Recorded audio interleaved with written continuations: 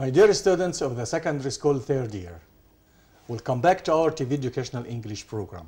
Today, my dear friends, we are going to deal with Unit 5 with my colleague, Jéرمين Bهاء. Hi, my dear students.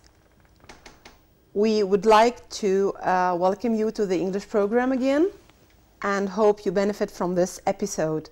Let's go together to the unit.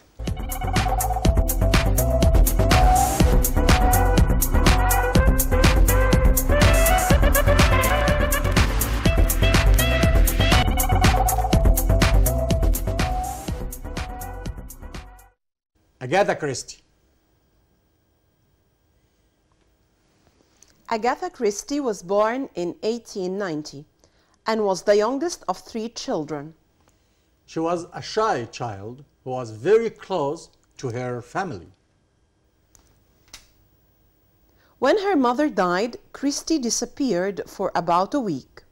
Nobody knew where she was. Later, she could remember nothing about the week and is thought to have suffered from amnesia.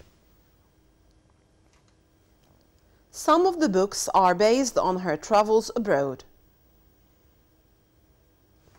She wrote Murder on the Orient Express. She wrote also Death on the Nile and Death Comes at the End, a dark story of a family in ancient Egypt. The best books have been published in over 100 countries and translated into over 40 languages. She is considered the queen of English crime fiction. Now, my dear students, with definitions of the new vocabulary. Amnesia. The medical condition of not being able to remember anything. Excavation. Digging up the ground to find things from the past. Mousetrap. A device for catching and usually killing mice. Murder. The crime of killing someone. Spy. Someone whose job is to find out secret information about a country. Identify. Who someone is. Suspect, as a noun, someone who may be guilty of a crime. Transmitter, a piece of equipment that sends out radio or television signals. Invasion, usually military forces to take control of a country. Shy, nervous and embarrassed about talking to other people. Now with confused words. الفرق بين كلمة shy and ashamed. إمتى بقول shy وإمتى بقول ashamed؟ She is too shy to speak in public. She must be ashamed of his repeated mistakes. طبعا shy هو الخجل. أما ashamed هو إني أبقى خجلان من فعل مش كويس أنا عملته. فشاي دي حاجة يعني خجول، لكن ashamed يعني محرج جدا من الموقف الوحش اللي هو عمله. seem to be plus adjective أو seem adjective على طول. أحمد seems happy today. Seems to be happy today. Busy with plus noun. She is busy with her school work.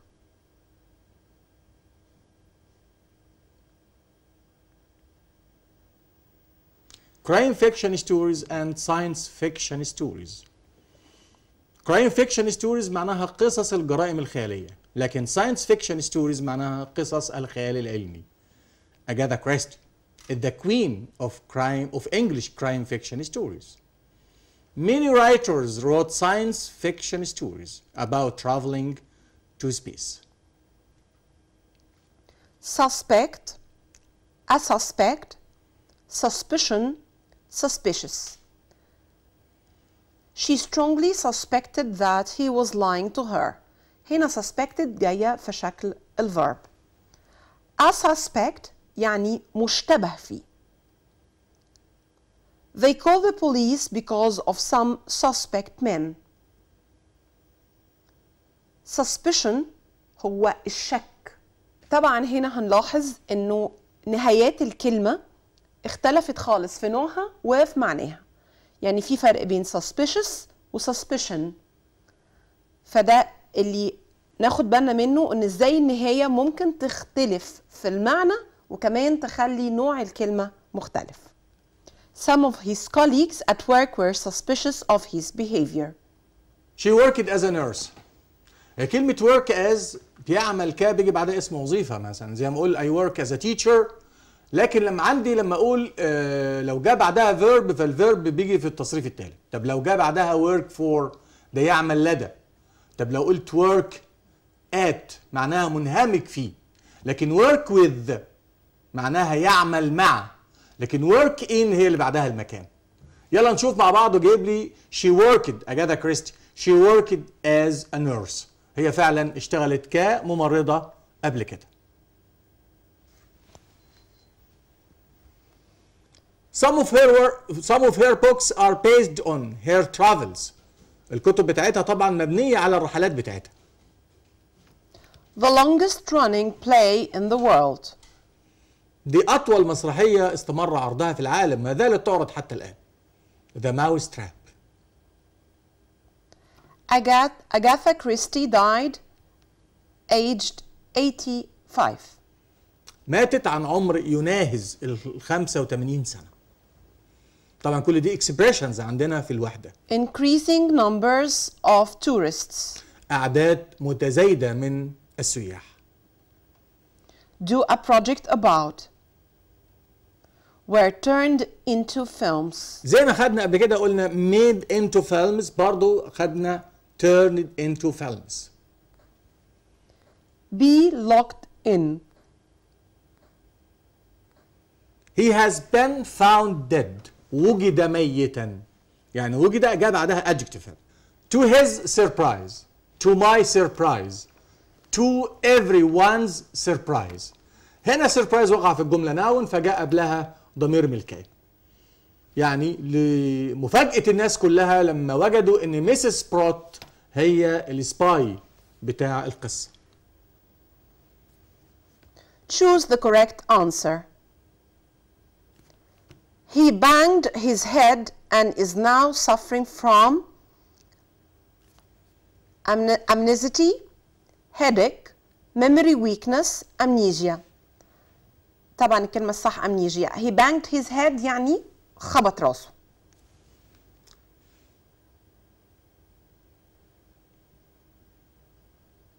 The main space for a stolen car is a man in his 40s. Suspect المشتبه فيه الرئيسي ولا suspicious ولا gang ولا murderer. لا طبعا ما ينفعش الميردرر ومع العربية المسروقة. يبقى the main suspect. الشخص المشتبه به الرئيسي للعربية المسروقة هو رجل في ال40 من عمره.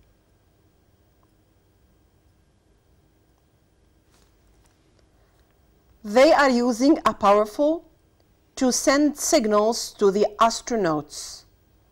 Mobile, radio, computer, transmitter.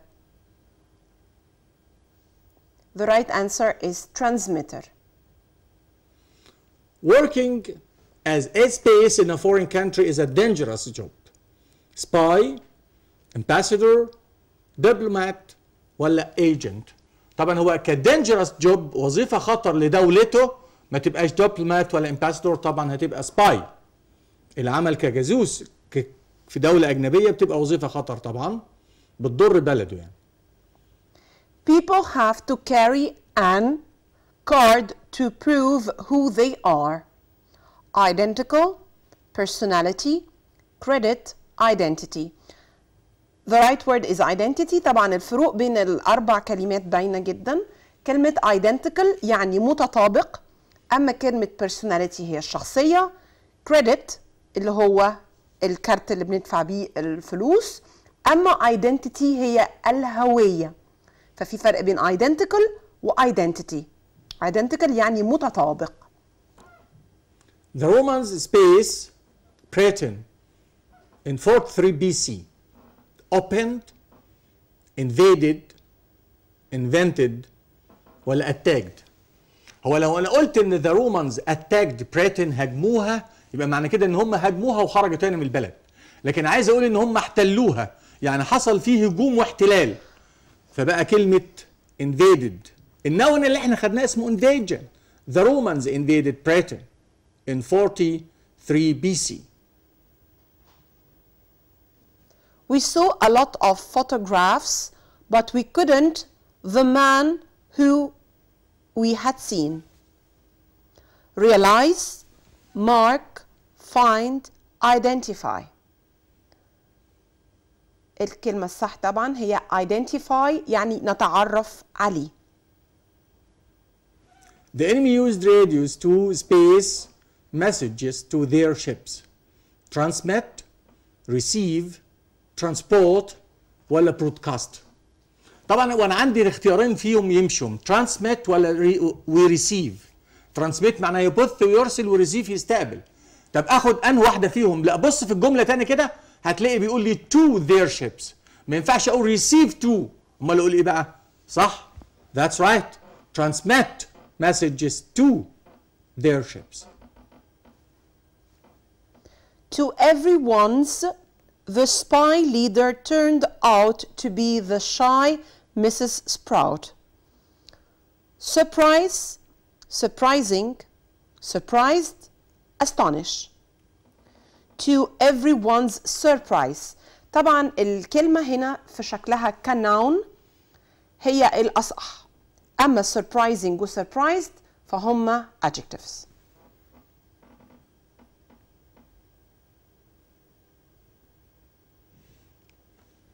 Minna is often spaced with people she doesn't know. Embarrassed, shameful, ashamed ولا shy. طبعا هي لما قلنا الفرق بين كلمة ashamed و shy، كلمة ashamed معناها خجولة من something wrong she did، من شيء غلط هي عملته. لكن shy معناها خجولة أو هي مكسوفة بتتكسف، ودي شيء في الطبيعة بتاعتها من الناس اللي أول مرة تشوفهم. فطبعا بقت Minna is often shy with people she doesn't know. Now, my dear friends, find the mistake in each of the following sentences, then write them correctly. The mousetrap is the longest run play in the world. The mousetrap is the longest running play in the world. وقلنا running play يعني مسرحية مستمرة لمدة طويلة. Christie worked with an architect. They did some excavation. ده جاء في امتحان السنة اللي فاتت. هي طبعا اللي بيعمل excavation بيعمل تنقيب على الآثار ده ما يبقاش architect، ما يبقاش مهندس معماري. امال اللي بيعمل تنقيب على الآثار ده يبقى ايه؟ archaeologist. archaeologist معناها عالم في الآثار. He is suffering from amnesia. He couldn't forget anything. He is suffering from amnesia. He cannot remember anything. طبعا الفرق بين forget و remember إن هما أساسا عكس بعض، هما opposites. forget يعني ينسى و remember يتذكر. People suffering from amnesia usually cannot remember things, not to forget them. Some children are ashamed about talking to their teacher. لا هم لو عملوا غلط معلش، لكن هنا some children are shy about talking to their teacher. The characters in this novel is based in real persons. The characters in this novel is based on real persons. Based on معناها مبنيين على شخصيات حقيقية. احنا في يونتس سابقة كنا we dealt with الكلمات اللي بتدل على معنى based وقلنا ازاي ان preposition لما بيتغير in و on بيختلف خالص المعنى وبيدي different meaning.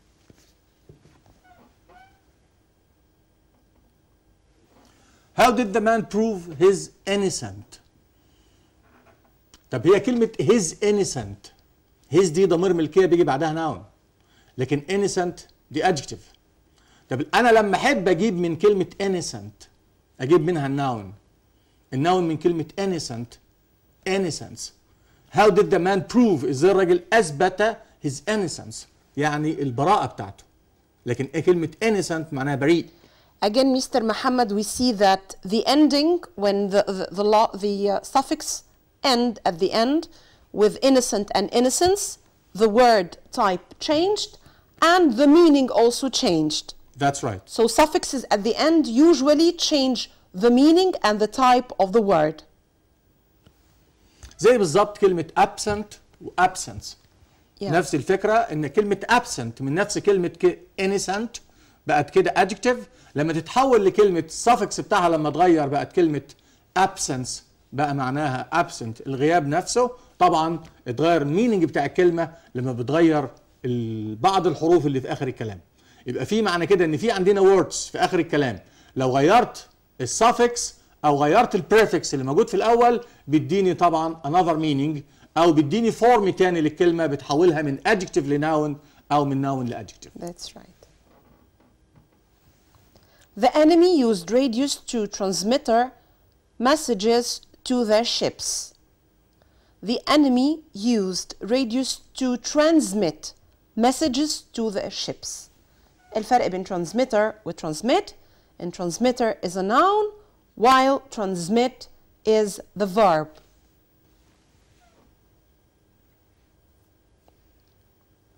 Romans invasion breach in 43 BC. هو Romans noun عايز يكون دي subject فاحنا عايزين بعدها verb، يبقى عايزين الفيرب من كلمة invasion.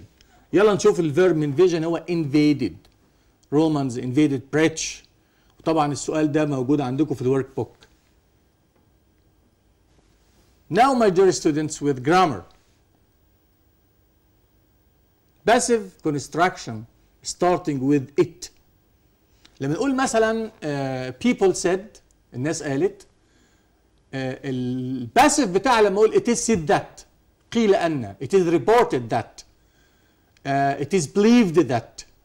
طبعا ده باسيف تاني غير الباسيف اللي احنا خدناه في الوحده الرابعه قيل ان، ودي تركيبات خاصه في الباسيف. في فرق بين لما تبدا بالسبجكت، في فرق بين لما تبدا بات هتربط بذات، وفي فرق بين لما تبدا بالاوبجكت هتاخد فيرب تو بي وتصريف ثالث بس هتربط بتو. يلا نشوف مع بعض كده. It is said that.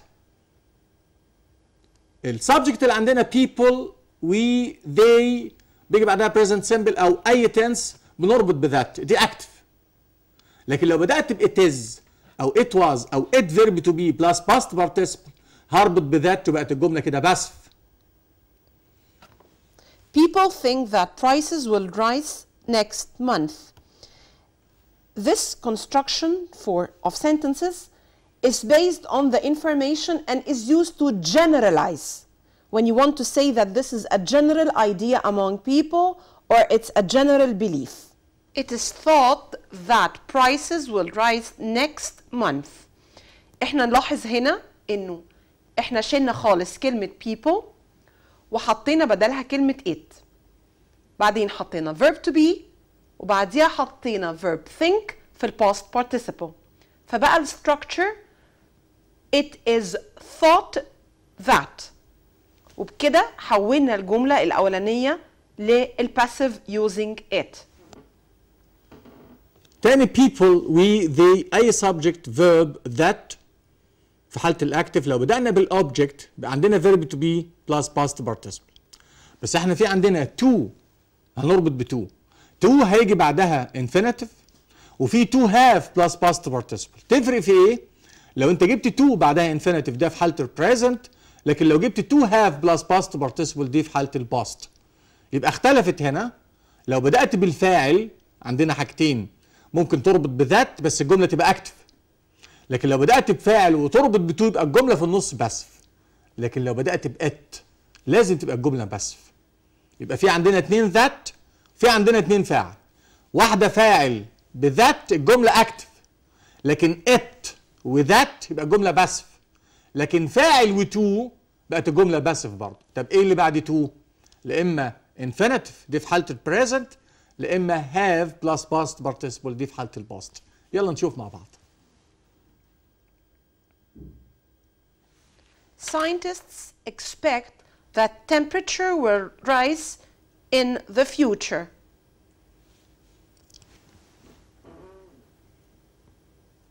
Temperature is expected to rise in the future.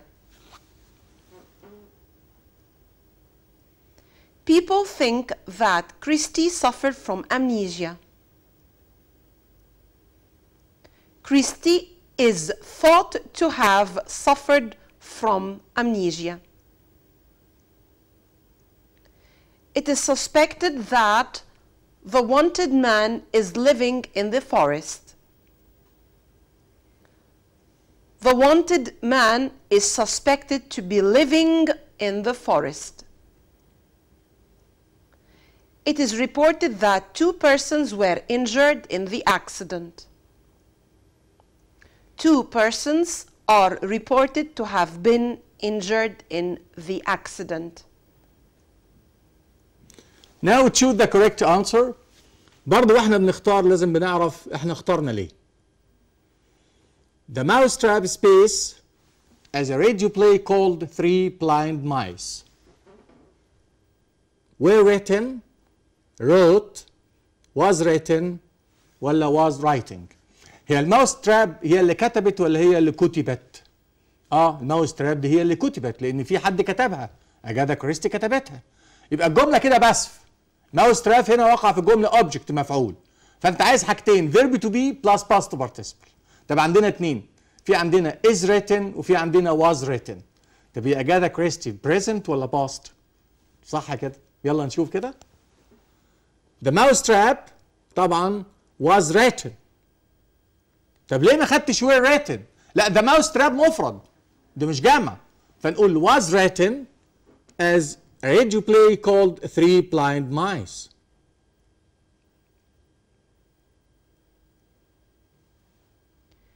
Newspapers that she had done some excavation are reported, is reported, reported, were reported. The right answer is reported. Here the sentence doesn't need to have any passive form. It can go as is. Newspapers reported, because we have subject, verb, and the last phrase starting from that is the information that we need to focus on. She space to have suffered from amnesia. She subject وعندنا to. She is thought, has thought, thinks, is thinking. الجملة طبعا باسف لأن قلنا ما دام في عندنا وقع في الجملة subject و to يبقى في النص في باسف. في عندنا باسف واحد بس is thought. اعتقد أن to have suffered from amnesia. She is thought.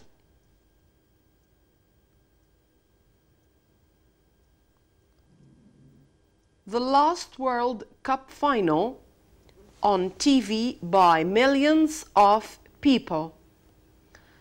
Saw, was seen, was being seen, has seen. أنا في عندي حاجتين لازم أخلي بالي منهم. أولاً أنا عندي كلمة by. by معناها إنه أنا عندي هنا passive. الحاجة التانية إني أبص على التنس. In the beginning of the sentence we have the last World Cup, which means that this is something that already happened and took place and finished. So I have passive and in the past. The options we have: saw, was seen, was being seen, has seen. So the right choice is was seen. One of our classroom windows space has been broken, has broken, have been broken ولا broke. وطبعا مش الشباك هو اللي كسر، اكيد الشباك هو اللي اتكسر. يعني الجمله passive يبقى انت عايز verb to be plus past participle. عندنا اتنين، عندنا has been broken وعندنا have been broken. ما يخدعكش ان في كلمه windows جمع فتاخد have، لا. بص في الاول كده one of our classroom windows، واحده من شبابيك الفصل. انا بتكلم عن مفرد اهي، ودايما one of بيجي بعدها جمع، واحده من مجموعه، ودي جت في امتحان السنه اللي قبل اللي فاتت. one of our classroom windows مالها بقى؟ has been broken، اتكسرت او كسرت، مبني المجهول طبعا. The house is said to last year. Have painted, have been painted, have painting, be painting. The house is said to be excellent. The house is said to have been painted last year.